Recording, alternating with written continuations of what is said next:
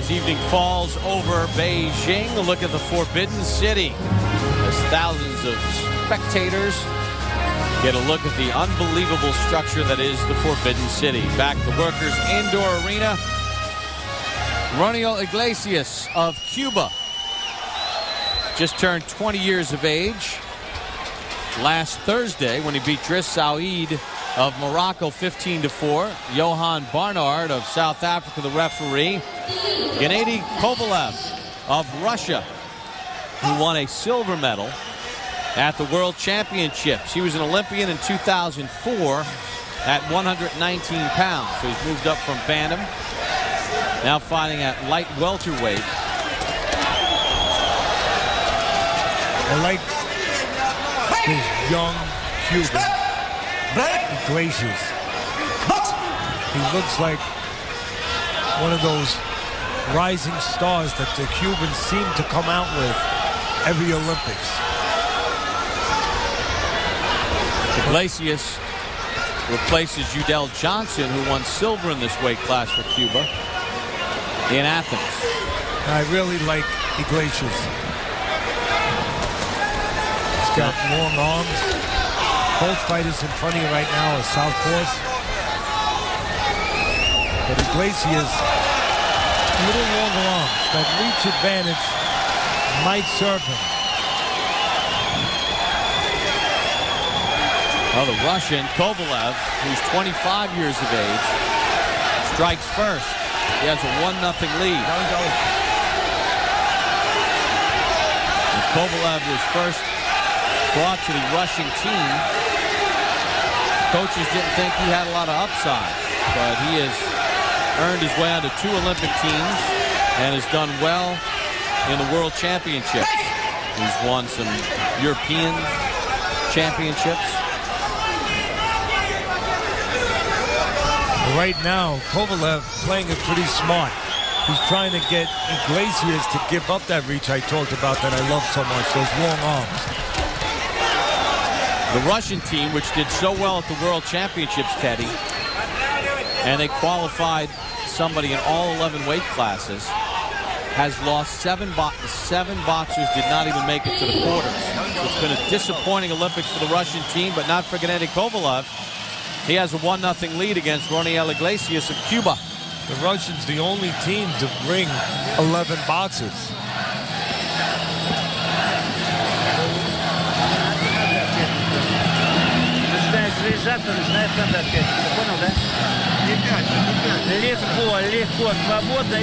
Take some action from round 1.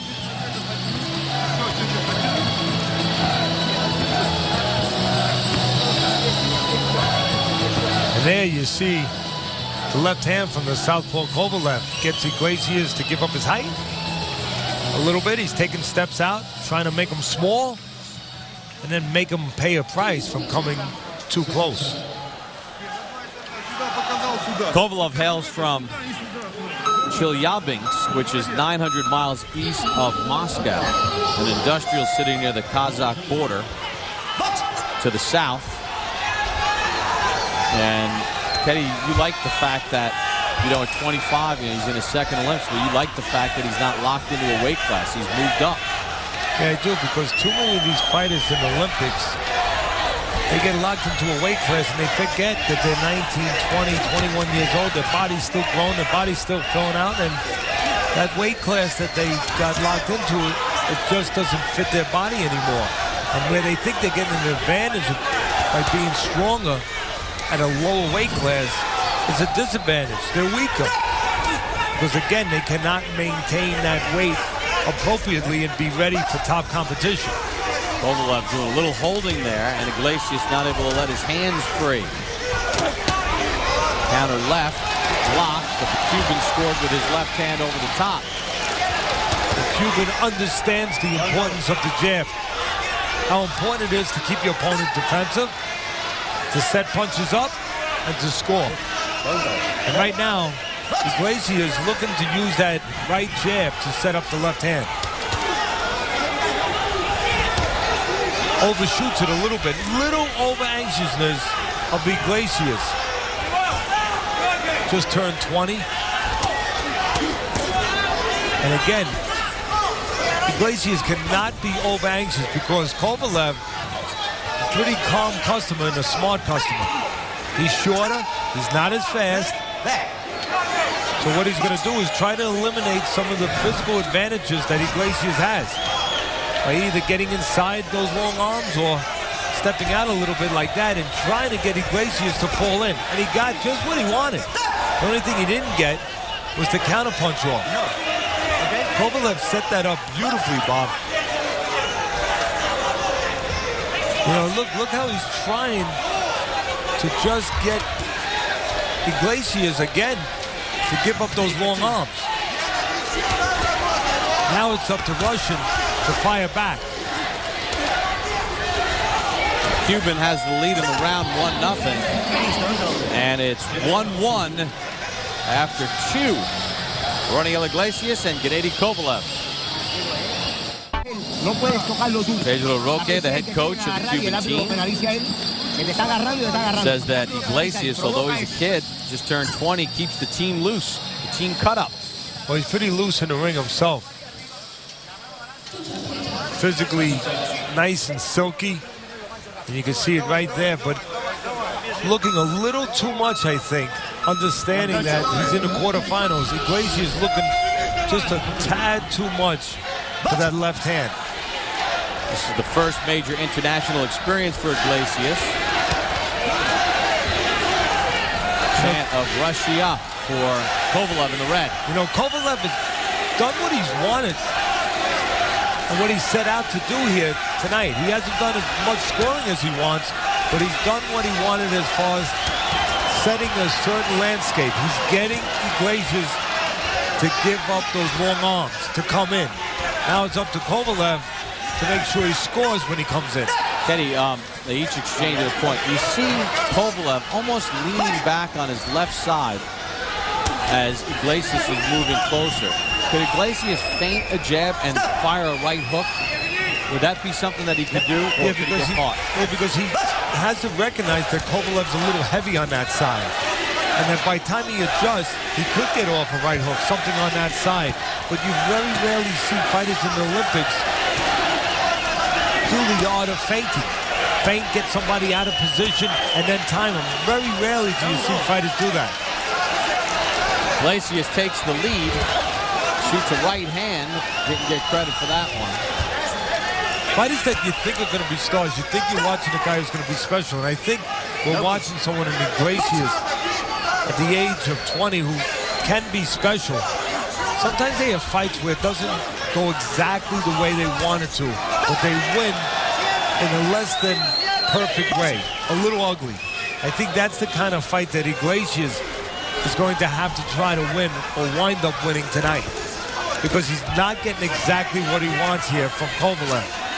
Kovalev taking some of his strength away. I saw him the first time, Iglesias, he would make you walk into punches.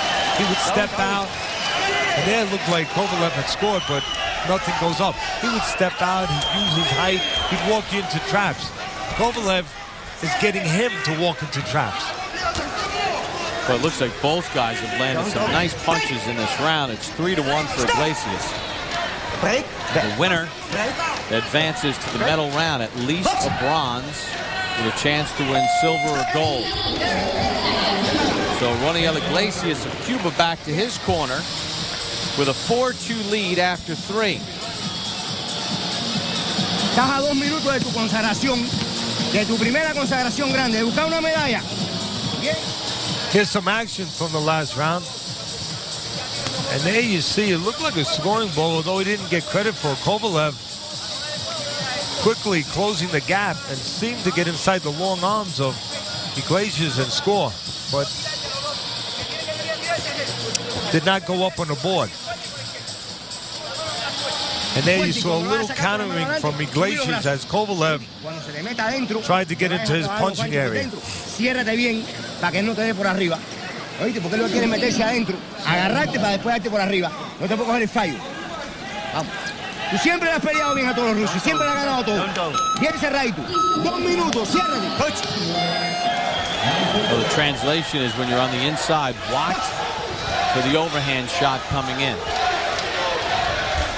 The overhand left. And get inside. Watch for that.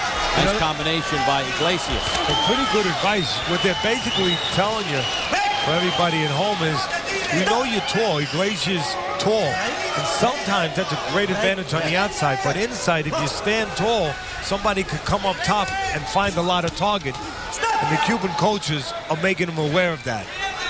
They have a pretty good handle on what they're doing in that corner. Yeah, I would say so. If their record speaks for itself. And again, here's Iglesias trying to set a trap there. See, in the other fight I saw with him, he used that long jab and controlled everything on the outside.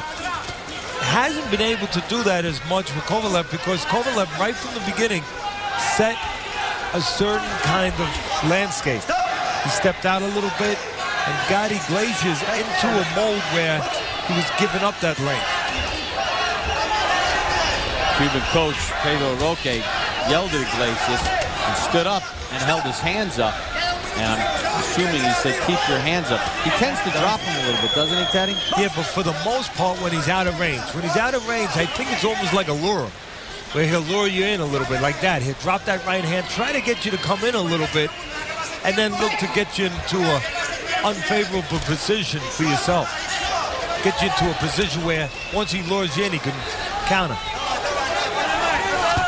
You know, instead of putting cheese on a trap, his cheese is to drop the hand and make it look inviting. Well, this referee is really giving some leeway as far as the coaching is concerned. Looked like a good body shot from Kovalev that actually affected Iglesias a little bit, but it didn't affect the judges. But Kovalev has got to be dismayed by, he's going to be totally dismayed when he finds out that he only has 2 points. I mean, jeez. And he's gotten to the places he wanted. He's gotten inside for the most part, where the short arms could serve him a little bit against the long arms of Iglesias. But what he didn't get is the most important thing. Did not get points. 5-2 is the final. And the 20-year-old from Pinar del Rio in southeastern Cuba has guaranteed himself at least a bronze. And Gennady Kovalev, silver medalist at the World Championships and a 2004 Olympic quarterfinalist, loses again to a Cuban in the quarters. He lost to Guillermo Rigondo in Athens at 119 pounds, 20-5 in the quarters. Now he loses to Roniэль Iglesias 5-2, and that is now the 8th Russian eliminated out of 11. And again, the only country to bring 11 boxers, 1 for every weight class. So Roniэль Iglesias of Cuba has guaranteed himself at least a bronze as he moves on to the semifinals. Track and field in full swing as you get a look at the Olympic Stadium, the Bird's Nest. More boxing after this.